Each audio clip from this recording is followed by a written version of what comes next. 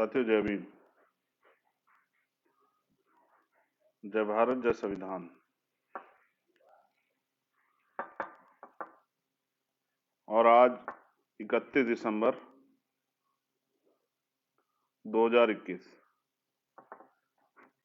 एक महत्वपूर्ण लाइव को लेके और अपनी बात रखने के लिए मैं आपके बीच में हूं।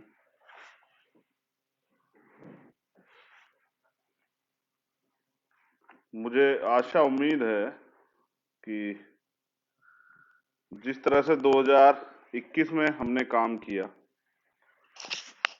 2022 में भी हम लोग उतनी ताकत से, उतनी मजबूती से काम करेंगे और जो अवसर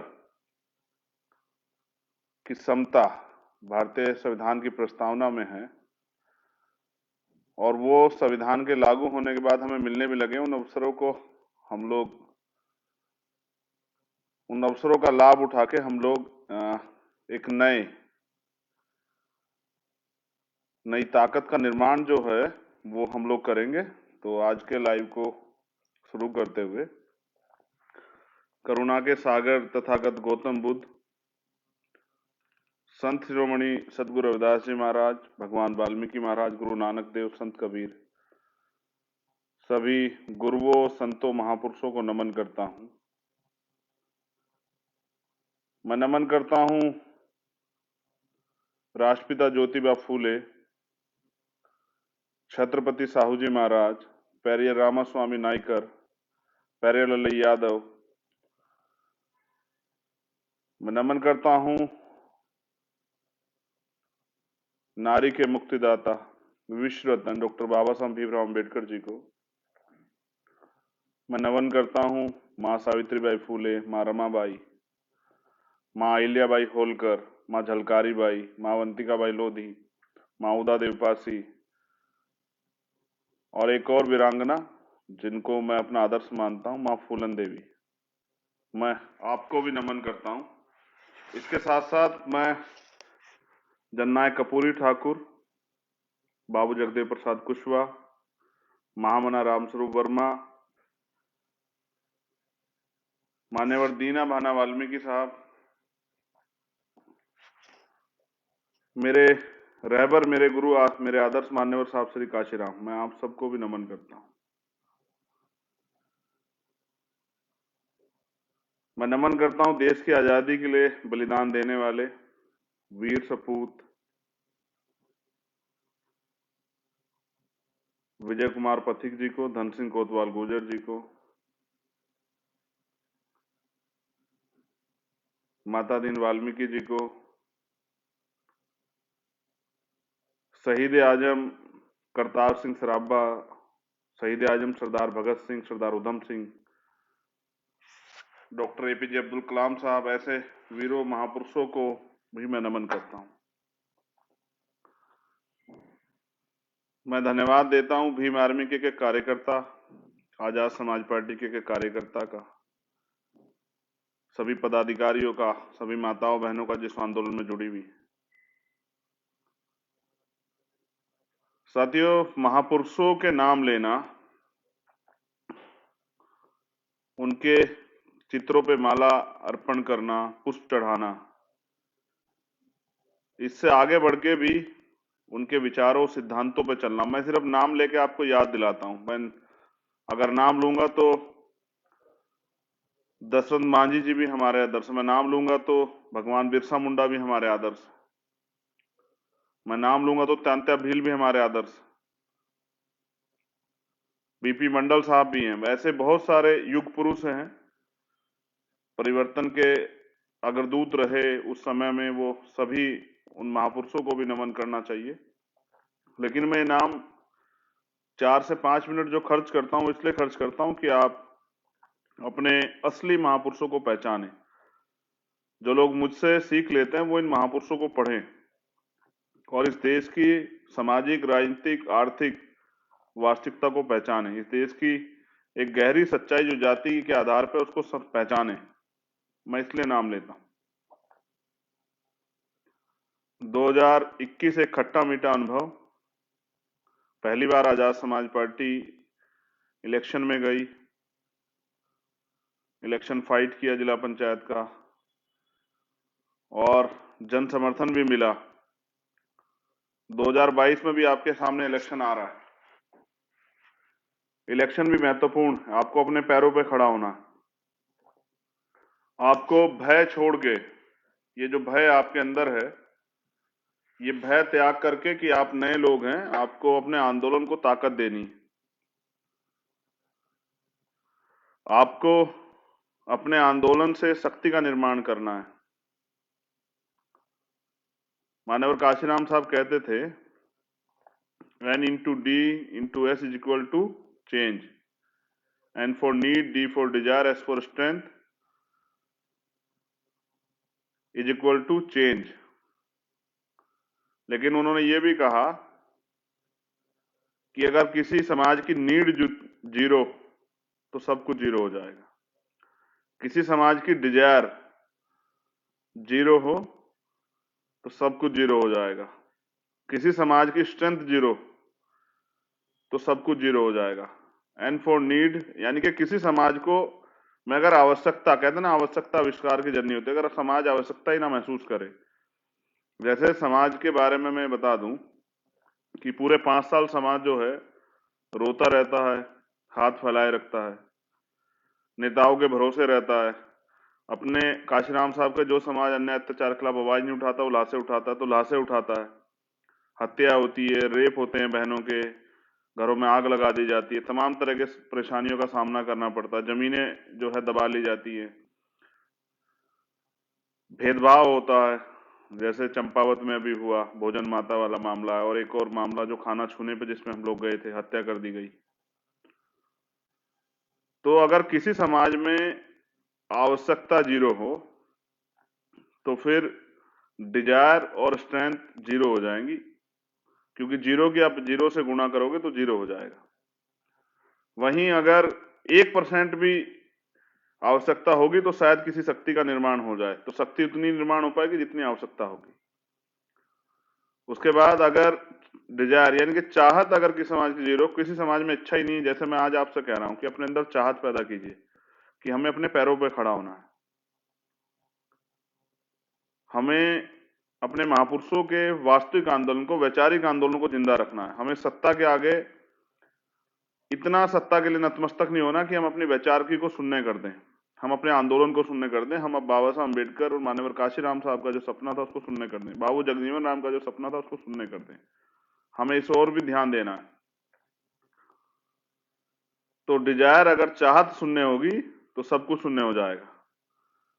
अगर किसी शख्स में किसी कार्य के प्रति संकल्प लेने की और उस संकल्प को पूरा करने की चाहत नहीं है तो वो पूरा हो ही नहीं सकता। जब चाहत पैदा होती है तो वो चाहत रास्ते अपने आप खोल देती है। तीसरा, स्ट्रेंथ। अगर आप स्ट्रेंथ नहीं बना पाए, स्ट्रेंथ आपकी जरूर रहेगी, आप स्ट्रेंथ नहीं इकट्ठा कर पाएंगे, क्योंकि ये लोकतंत्र है, यहाँ तलवारों की नहीं, सरों से जो है आंदोलन और आंदोलन की सफलता तय होती है। राजनीतिक आंदोलन की ताकत जो है वो सरों से तय होती है। तो मैं समझता हूं कि अगर स्ट्रेंथ नहीं बना पाए, यानी कि लोगों को जोड़ नहीं पाए, वो शून्य हुई, तो अगर 10 लोगों में कोई चाहत भी होगी, उनको आवश्यकता भी होगी, तो वो लोकतंत्र में शक्ति का निर्माण नहीं कर सकते हैं। बहुसंख्यक लोगों को तैयार करना पड़ेगा, इसलिए बहुजन भाईचारा बनाना बहुत जरूरी है। और अगर ये तीनों चीजें पर्याप्त मात्रा में आपने तैयार कर ली, आपने आवश्यकता भी आपको महसूस की और आवश्यकता से आपने चाहत का निर्माण भी किया और चाहत से आपने संख्या बल के आधार पर अपनी स्ट्रेंथ भी बना ली, बहुजन समाज के लोगों भाईचारा बना लिया, इकट्ठा कर लिया, तो फिर राजनीतिक शक्ति का निर्माण होगा। राजनीतिक शक्ति का निर्माण करने का के लिए विधानसभाओं में 5 साल में एक बार मौका मिलता है और लोकसभाओं में भी 5 साल में एक बार मौका मिलता है। यूपी में मौका आपको मिलने वाला है। बहुत सारे लोग आपके बीच में रहने वाले हैं और वो आपको लगेगा भी कि भाई इन लोगों के भरोसे हम अपने आंदोलन को आगे बढ़ा दें। तो बस मैं आपको इतना बता देना चाहता हूं कि वो नेता यही थे। जब तमाम तरह की परेशानियों से आपको रूबरू होना पड़ता है, समस्याओं से, वो नेता अपने घर में बैठे रहते हैं। वो नेता कभी इस पार्टी को बदल, कभी उस पार्टी को बदल, उनका आंदोलन से कोई मतलब नहीं होता। उनका अंतिम लक्ष्य विधायक और एमपी बनना होता है। ऐसे बहुत सारे नेता आपके बीच में आएंगे। और फिर आपका अपना दल भी मेहनत करेगा, आपके पास नए लोग होंगे लड़ने वाले, गरीब लोग होंगे, संसाधन विहीन लोग होंगे, लेकिन उनके अंदर एक सपना जो पिछले 5-6 साल से भीम आर्मी के लोगों ने संघर्ष किया है और उस संघर्ष से जो परिवर्तन चाहते हैं।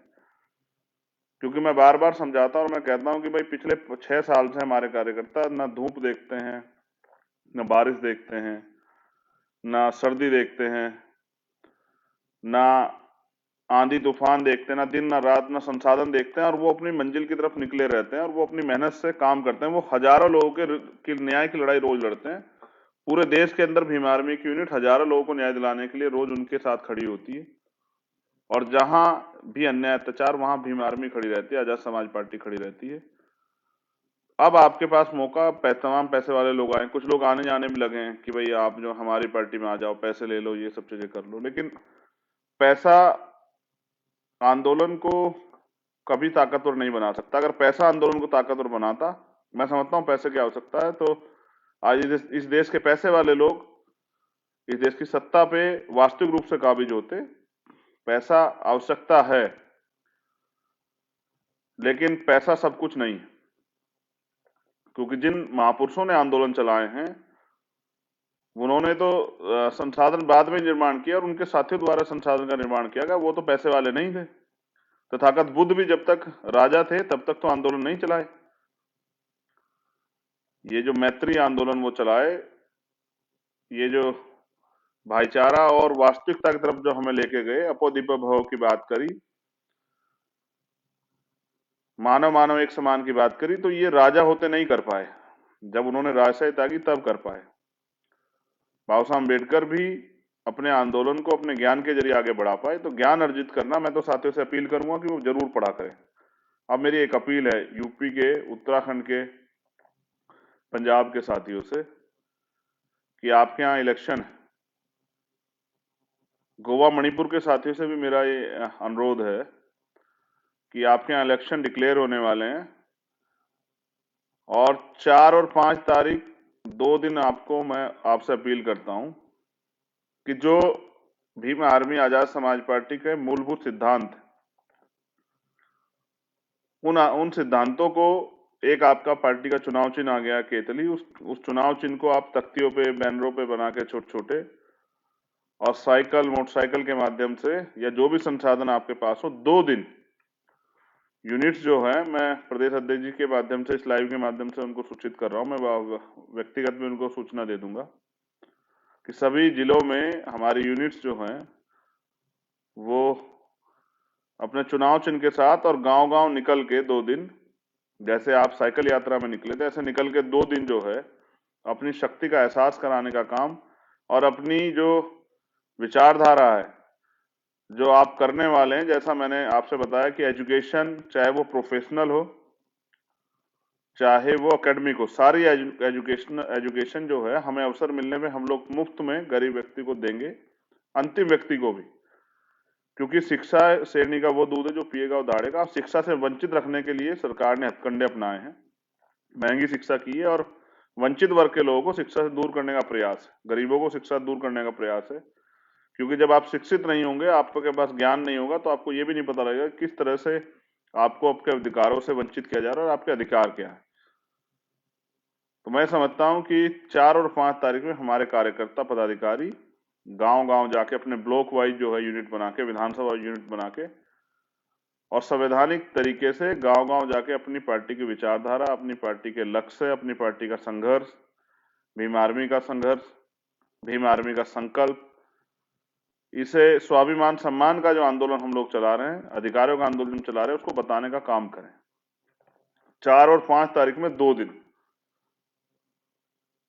संवैधानिक रूप से साइकिल, मोटरसाइकिल, कार, जो भी ट्रैक्टर, जो भी संसाधन आपके पास है, उनके माध्यम से अब गांव गांव तक अपने 5 स्टेट में अपनी पार्टी का प्रचार प्रसार करें। और हेल्थ पे 2 चीजें बस, ज्यादा नहीं है, आप बाकी चीजों पे तो हम लोग चर्चा विस्तार से करते रहेंगे मीडिया के माध्यम से या फिर पार्टी के कैडर के माध्यम से, लेकिन हेल्थ के मामले में 2 चीजों पे आप जरूर काम करें,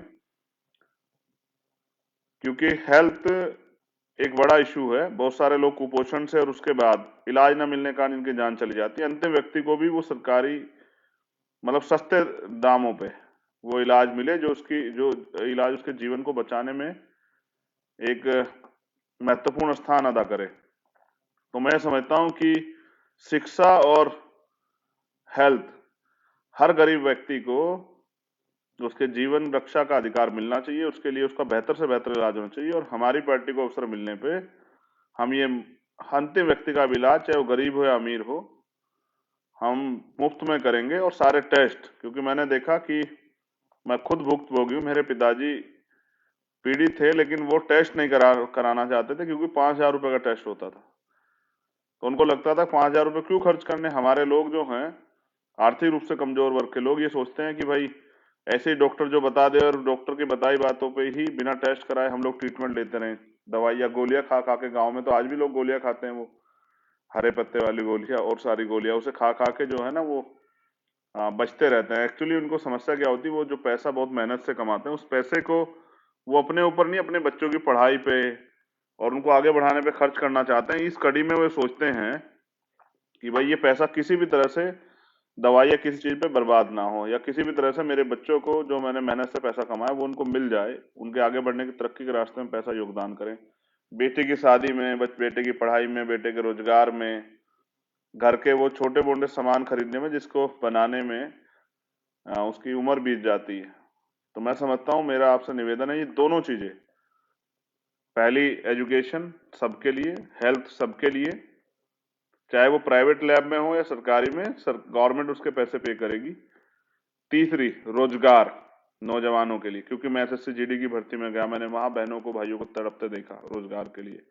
मैं उत्तेजा शिक्षक भर्ती में गया, सरकार वहां भी जो है ना, उन्होंने वादा तो किया है लेकिन कि वो शेड्यूल कास्ट का 21% और बैकवर्ड का 27% आरक्षण जो है पूरा करेगी। उसके अलावा आप जहां जाओगे, अभी डॉक्टर्स हड़ताल पे थे, तमाम लोग परेशान हैं, नौजवान लोग बेबस हैं, पढ़ लिख के सड़कों पे घूम रहे हैं, सरकार रोजगार की व्यवस्था नहीं कर रही है। तो रोजगार पर्याप्त मात्रा में, सरकारी, प्राइवेट और नौजवानों के लिए विशेष, चाहे भत्ता या जो भी करके हम उनके जीवन को, उनके सपनों को जिंदा रख सकें, ये इस पे हमें बुनियादी काम करना है। तो ये तीन चीजें आप लोग जाके बताने का काम करोगे। पहला, सबके लिए एजुकेशन, जिसमें एक मोटी कमाई अभी जो है ना हमारे लोगों की जा रही है, और बहुत सारे लोग तो पैसा ना होने के कारण अपने बच्चों को पढ़ा नहीं पा रहे, उनके सपने जो है ना वो टूट जा रहे हैं, खत्म हो जा रहे हैं। दूसरा, जिनके यहाँ 4-5 बच्चे हैं वो बेचारे इसलिए एक दो लोगों पे मेहनत करते हैं, बच्चे को तो पढ़ाते नहीं है, कि अगर बेटा पढ़ लेगा तो ठीक है, बेटी को तो फिर शादी करके भेजना। तो बेटियों के भी जीवन जो है ना, यहाँ 2वीं दर्जे की नागरिक महिलाएं बनी हुई है बच्चियां, उनको भी जो है ना, उनका भी सपने उनको पूरा करने का मौका मिले, इसलिए एजुकेशन सबके लिए। दूसरा, हेल्थ सबके लिए। तीसरा, रोजगार की व्यवस्था। और बाकी काम जो है ना लगातार, ये महत्वपूर्ण बात है, क्योंकि 90% समाज जो है गांव में रहता है, और गांव तक हमारी बात जानी चाहिए। आपने 5 साल मेहनत की है, गांव गांव में लोग आपको जानते हैं, आपका संगठन है। 2 दिन 4 और 5 तारीख में मेरे बिना अब दोबारा कहे और किसी और दूसरे व्यक्ति के आदेश आए बिना आप अपने कार्य को प्रॉपर रूप से करें। हजारों की संख्या में जो लोग मुझे सुन रहे हैं उत्तर प्रदेश के, वो जिलाध्यक्ष, मंडल के पदाधिकारी, संभाग के पदाधिकारी, प्रदेश के पदाधिकारी, वो अपना एक खाका बना लें और यूनिट्स बना के। मैं समझता हूं कि हमारे कार्यकर्ताओं पे संसाधन नहीं है, लेकिन उन्होंने इन संसाधन विहीन रहते हुए इन्हीं छोटे मोटे संसाधनों के साथ मिलकर इस आंदोलन को सींचा है, और उनके आंदोलन से आज इतना बल है कि नेशनल मीडिया हो या और तरह की के जो सरकारें हों, किसी भी प्रदेश सरकार को उनकी हमारी बातें सुननी पड़ती हैं। आज जुल्म जाति अन्याय अत्याचार बढ़ रहा है, और इसको रोकने का तरीका है कि आप शक्ति का निर्माण करें और राजनीतिक शक्ति अपने हाथ में लें। मैं बस आपको जानकारी के लिए बता दूं कि राजस्थान में बहुत ज्यादा मामले बढ़ रहे हैं। वहां तो बाढ़ सी आ गई अपराध की, वहां की सरकार फेल है, ऐसी सरकार को सत्ता में बन रहने का कोई अधिकार नहीं। दूसरा, लगातार वहां हत्याएं, रेप और तमाम तरह की चीजें, जुल्म जाति, घोड़ी से उतारना, इतनी वो चीजें चल रही है। मैं लगातार अब कंपेनिंग करूंगा वहां, और मैं प्रयास करूंगा ऐसी निकम्मी सरकार दोबारा वहां सत्ता में ना आए। दूसरा, हरियाणा में बड़े मामले, और एक विनोद भाई के मामले में हम लोग गए थे, विनोद वाल्मीकि के, और मैं प्रशासन 5 दिन से ज्ञापन दिया हुआ था, 12 दिन से उनकी डेड बॉडी मोर्चरी में रखी हुई थी, और उनके परिवार के लोग, वो जो हमारे परिवार के लोग, वो न्याय के लिए लड़ रहे थे। जब उस परिवार ने मुझे सूचना दी तो मैं गया था और मैं कह के आया था कि सीएम मना कर दें कि हम देना नहीं चाहते, 5 दिन से ज्ञापन उनके पास है, हमसे लिया जाएगा तो हम ले लेंगे। फिर वो मांगे मानी गई, यानी कि उस परिवार को अपने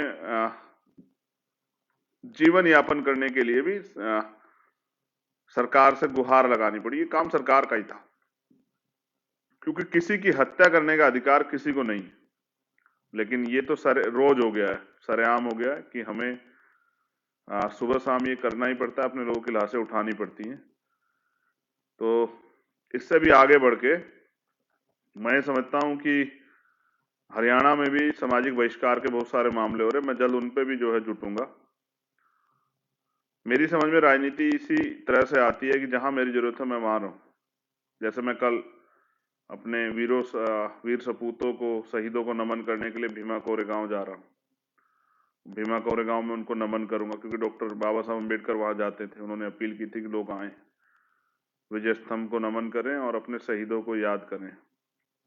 फिर मैं भोपाल जा रहा हूं 2 तारीख में, क्योंकि वहां ओबीसी आरक्षण को जो है पंचायत में खत्म कर दिया गया था। वहां के लोग, ओबीसी साथियों ने, ओबीसी जो महासभा है, उन्होंने आवाज उठाई, उनके साथ भीम आर्मी और जेएस के साथियों ने आवाज उठाई, तो सरकार को उसमें झुकना पड़ा। उन्होंने 2 तारीख का आंदोलन रखा है, बहुजन भाईचारा बने, और जब भी कोई साथी अपने अधिकारों के लिए लड़ने के लिए खड़ा हो तो हम उसके साथ ही दिखाई दें। इसलिए जो है हम लोग उस भाईचारे को मजबूत करने और ये बताने कि हम कहते नहीं, करने में भरोसा रखते हैं। मैं जा रहा हूं 2 तारीख को भोपाल में। साथियों, एक बहुत जरूरी बात मुझे आपसे और कहनी थी। अपने ऊपर भरोसा रखिए। काशीराम साहब कहते थे ये लड़ाई संवैधानिक तरीके से लड़ी जाएगी। काशीराम साहब कहते थे कि भाई जो मिशनरी लोग हैं उनका सर जो है वो बर्फ की तरह ठंडा होना चाहिए, कि वो बहुत जल्दी जो है ना आक्रोशित ना हो जाएं। जैसे आज हमारे साथी छोटी सी कोई बात होती है, बिना जानकारी के सोशल मीडिया पे तरह तरह कमेंट करने लगते हैं, सोशल मीडिया पोस्ट डालने लगते हैं। मुझे ऐसे कार्यकर्ताओं से जिनसे मुझे बहुत उम्मीद है, और जब वो इस तरह और कुछ कार्यकर्ता इस तरह की वो करते हैं, मुझे तकलीफ होती है कि हमने इतनी मेहनत ईमानदारी से इन कार्यकर्ताओं को तैयार किया, साथियों को, पदाधिकारियों को, और ये छोटी छोटी बातों में आपस में उलझते रहते हैं। जबकि हमारा लक्ष्य एक महान लक्ष्य है, एक बड़े लक्ष्य की तरफ हम लोग चले हुए हैं, जो इतने लंबे समय तक पूरा नहीं हुआ। उसको पूरा करने के लिए आज हम निकले, तो आपस में छोटी छोटी बातों पर उलझ के नहीं चलेगा।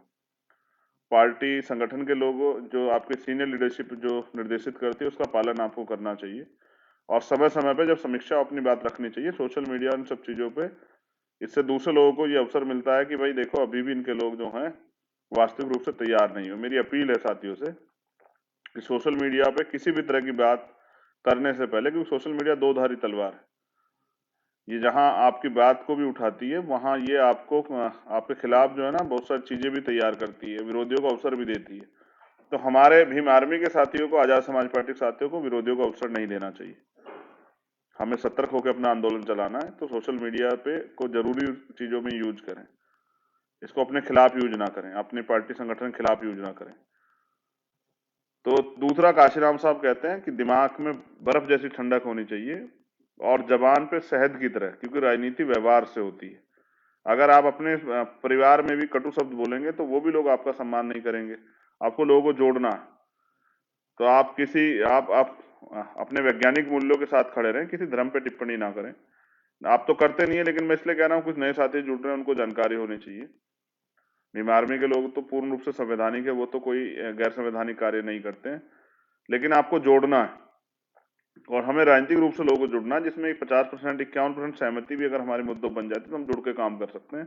बाकी जब वो आपके साथ व्यवहार में रहेगा और वास्तविकता को जानेगा, अपने महापुरुषों को पढ़ेगा, तो तब उनको एहसास हो जाएगा, जो व्यक्ति आपके साथ नया जुड़ा है, कि हम इस आंदोलन से हम लोग क्या तैयार कर रहे हैं।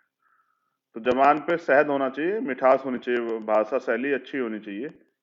तीसरा, उसके दिल में मिशन के प्रति जोश जुनून, आग होनी चाहिए। कि वो किसी भी परिस्थितियों में कमजोर ना हो, ठहरे ना, टिके ना। क्योंकि आज मैं जैसा देख रहा हूँ कि बहुत सारे लोग पैसे के ऑफर दे दे के हमारे कार्यकर्ता के पास जाते हैं। कुछ कार्यकर्ता मुझे मैसेज भेज के बजाते भी हैं कि भाई ये लोग इस तरह से हमारे पास एक ऑफर आया था। तो मैं उनसे कहता हूँ कि ये जैसे जैसे आपका आंदोलन मजबूत होगा तो ऐसे ऐसे आपके खिलाफ साजिशें होंगी। तो किसी से ना घबराना है, ना किसी से जो है कमजोर पड़ना है। अपनी मेहनत के बलबूते हम लोग यहाँ पहुंचे हैं। मैं तो बड़े गर्व से कहता हूँ कि आज जो कुछ भी हूँ मैं, वो भीम आर्मी आजाद समाज पार्टी कार्यकर्ताओं की बदौलत हूँ, अपने महापुरुषों के आंदोलन के बदौलत हूँ। अगर मैं किसी इस विचारधारा को छोड़ के कहीं राजनीतिक रूप से जुड़ा होता तो शायद मेरी कोई पहचान ना होती। मुझे जो कुछ मिला इस विचारधारा से मिला है, तो मैं इस विचारधारा को, इस आंदोलन को कमजोर नहीं पड़ने दूंगा। ये बहुजनों का आंदोलन है और बहुजन समाज के लोगों को भी शासन सत्ता पे उनका अधिकार होना चाहिए, उनको अवसर मिलना चाहिए। इस पे हम लोग काम कर रहे हैं।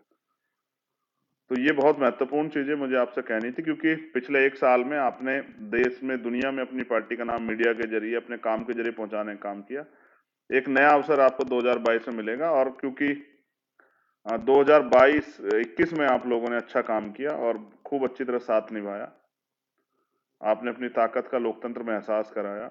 आप सभी के लिए 2022 के लिए, 21 के लिए उस 21 का जो समय खत्म हो गया उसके लिए बधाई और मंगल कामनाएं। आपके परिवारों के लिए मंगल कामनाएं। मैं भी इंसान ही हूँ, मुझसे भी कभी कभी कभी कभी गुस्सा में हो जाता हूँ कार्यकर्ता। मेरा गुस्सा करने का इरादा मात्र ये होता है कि भाई आप जो हैं सीखे, क्योंकि मैं ये नहीं चाहता कि कोई दूसरा व्यक्ति हमारे कार्यकर्ताओं को कहे कि इनको जानकारी नहीं।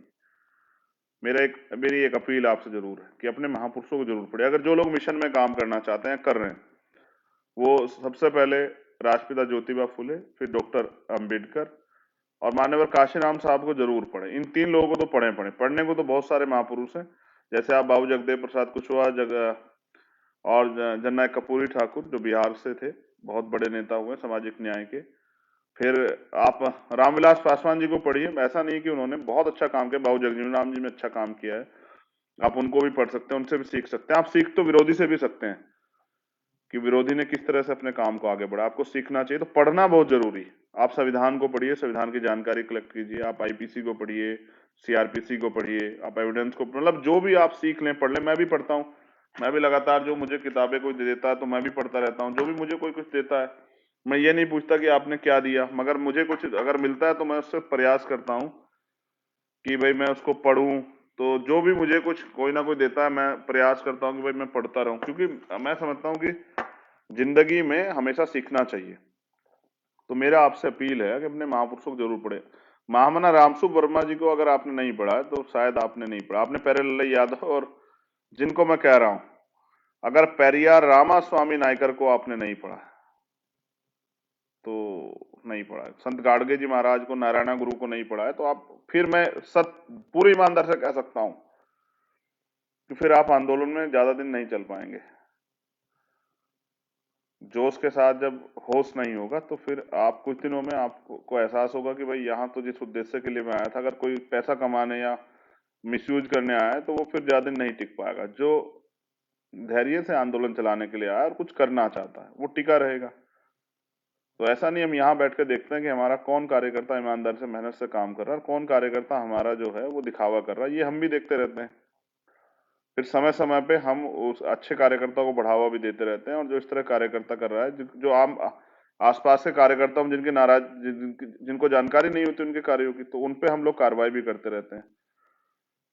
तो ये महत्वपूर्ण आंदोलन है, क्योंकि काशीराम साहब कहते थे कि मुर्दा लोग मिशन नहीं चलाते, जिंदा लोग रुकने नहीं देते। तो मिशन चुना है, और जिन लोगों ने मेरे साथ मिशन चुना है, मैं उनसे अपील करता हूँ। मैंने बिजनौर जब मैं गया 6 दिसंबर को अपील की थी कि वो लोग साथ खड़े हों, वो लोग हाथ उठाएं जो अगले 10 साल निस्वार्थ भाव से इस आंदोलन को आगे बढ़ाने में, क्योंकि बाबा साहब अम्बेडकर और मान्यवर काशीराम साहब का सपना अधूरा है, और वो अधूरा सपना पूरा करने की जिम्मेदारी भीम आर्मी और आजाद समाज पार्टी ने ली है। कभी मौका मिले तो सही शिरोमणि उधम सिंह जी को पढ़िएगा आप। जब वो लंदन में थे तो उन्होंने एक पार्टी बनाई थी जिसका नाम था आजाद पार्टी। ऐसे नहीं मैंने इसका पार्टी का नाम आजाद पार्टी रखा हुआ है। तो मैं समझता हूं कि अभी हमारे लोगों को धीरे धीरे जानकारी होती रहेगी।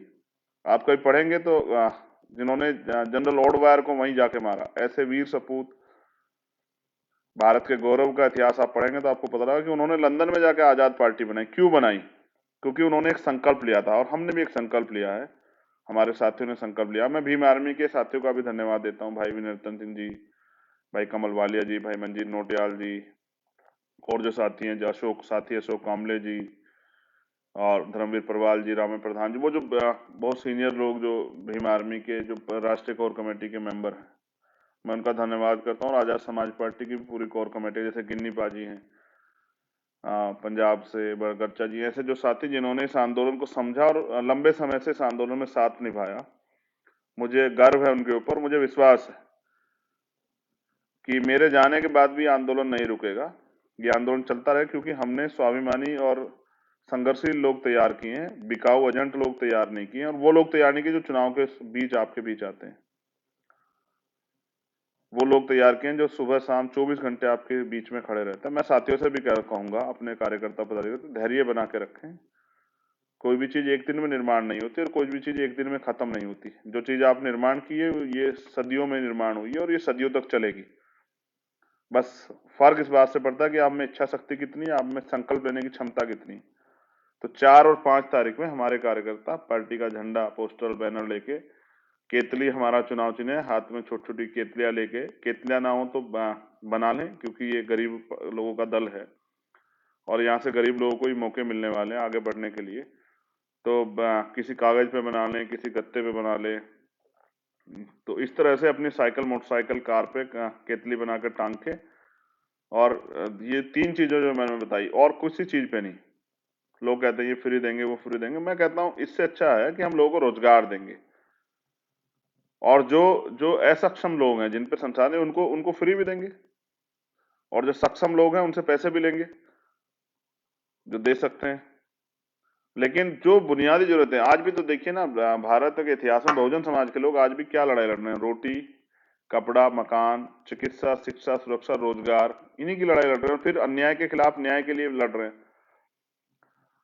उनके कितने कैबिनेट सचिव हैं स्टेट में, सेंटर में, कितने उनके जो हैं प्रमुख सचिव हैं, मुख्य सचिव हैं, कितने उनके जो हैं जुडिशरी, कॉलेजियम सिस्टम के कारण जो है, जो रास्ता रोक दिया गया, उसका भी इलाज करना है, ईवीएम का भी इलाज करना है, बहुत सारी चीजों पे काम करना है। तो मैं भी पिछले 1 महीने से बहुत स्टडी मटेरियल पे था, क्योंकि हमें अब जनता के बीच जाना, अपनी बात रखनी है, और हमने ये भी सुनिश्चित किया कि भाजपा को रोकना भी है।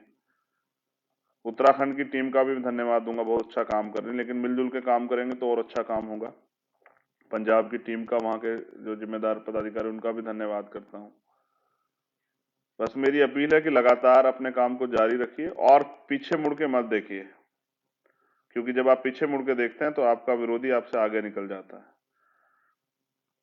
तो अपने अंदर जो भय है, उस भय को त्यागिए और निकलिए, क्योंकि जब आप संगठन बना के काम करने आए थे तब भी बहुत सारे संगठन यहाँ काम कर रहे थे, और मुझे लगता है बहुत सारे लोगों ने आपका समर्थन नहीं किया, चंद लोगों ने समर्थन किया, और उन चंद लोगों के समर्थन से और आपके खुद की ताकत से आपने अपने अपने संगठन को देश और दुनिया में पहचान दी। आज आपका जो संगठन है भीम आर्मी, वो देश का सबसे बड़ा संगठन है। आरएसएस संगठन उसके आगे ऐसा है, बोना, ऐसा आरएसएस, और ये इतनी बड़ी है भीम आर्मी।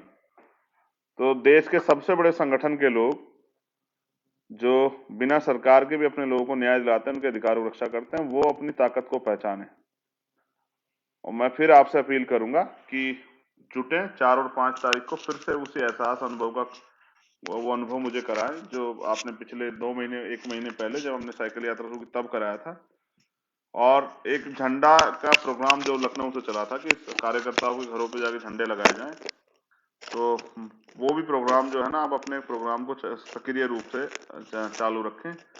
अपने घरों पे साथी अपनी नेम प्लेट लगाएं, क्योंकि पार्टी ने, जो संगठन ने आपको सम्मान दिया है, वो सम्मान, आप अगर उसे सम्मान महसूस करते हैं तो आपके घर पे नेम प्लेट होनी चाहिए आपकी। आप भीम आर्मी के मंडल के प्रभारी हैं या अध्यक्ष हैं या जिले के अध्यक्ष हैं, विधानसभा के, जिस भी पद पे आप हैं, तो उस पद का सम्मान तभी है जब आप अपने घर पे उस प्लेट को लगाते हैं, अपनी पार्टी का झंडा लगाते हैं, अपने संगठन का झंडा लगाते हैं। तो इसका मतलब आप उसे अपना गौरव समझते हैं, सम्मान समझते हैं। तो आप सबके लिए नव वर्ष के लिए भी मंगल कामनाएं।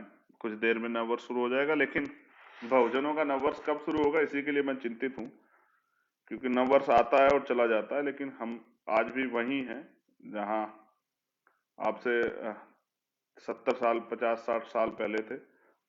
क्योंकि बस कपड़े तो पहनने का अधिकार मिल पाए, मकान वकान में घूमने की आजादी मिल पाए, बुनियादी अधिकार नहीं मिल पाए।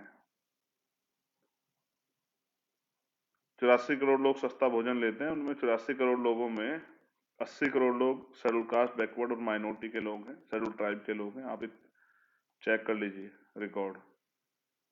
भूख से मरने वाले, सीवर में मरने वाले, सड़क पे मरने वाले, खुदाई में मरने वाले, ये सब लोग शेड्यूल कास्ट, बैकवर्ड, माइनॉरिटी के लोग हैं। जातिगत शोषण का शिकार होने वाले, सिस्टम का शिकार होने वाले, निर्दोष होते हुए झूठे मुकदमे और जेलों में सड़ने वाले, ये शेड्यूल कास्ट, बैकवर्ड, माइनॉरिटी के लोग, शेड्यूल ट्राइब के लोग हैं। ये तो एनसीआरबी का डाटा भी कहता है कि शेड्यूल कास्ट, शेड्यूल ट्राइब और माइनॉरिटी के लोग जो है ना, बहुत बड़ी संख्या में जेलों में। तो मैं तो आपके सहयोग से ये अवसर चाहता हूं